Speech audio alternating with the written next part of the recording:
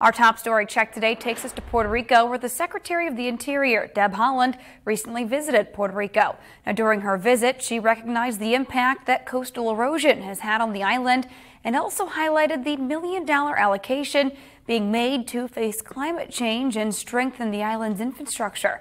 Our Francis Felix brings us the latest. U.S. Secretary of the Interior Deb Haaland announced the allocation of $15 million to Puerto Rico through the Inflation Reduction Act for technical assistance that will help identify ways to deal with climate change on the island. Haaland, who was visiting Puerto Rico, recognized the enormous impact of coastal erosion in various parts of the archipelago, including areas managed by the National Park Service and the U.S. Fish and Wildlife Service.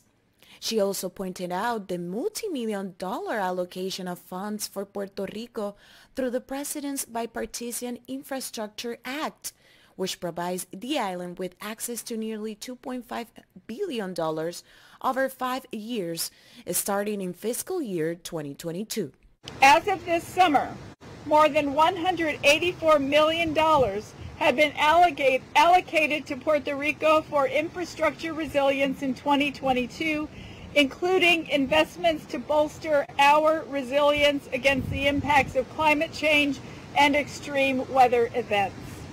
Additionally, the Department of Interior announced a total of $15 million in funding for climate technical assistance made available under the Inflation Reduction Act to be shared among all the U.S. territories, including Puerto Rico.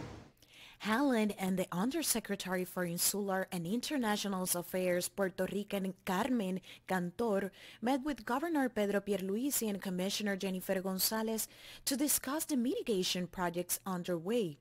As part of the visit, they toured the San Felipe del Morro Castle, where they saw ongoing projects aimed at mitigating coastal erosion and weather impacts on the area's historic structures. Resident Commissioner highlighted the over $75 million obligated to Puerto Rico in recent years for projects under DOI jurisdiction.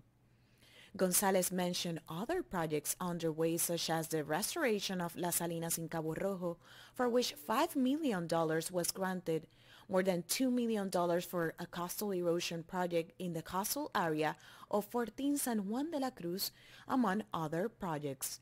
Reporting from San Juan, Puerto Rico, Francis Felix.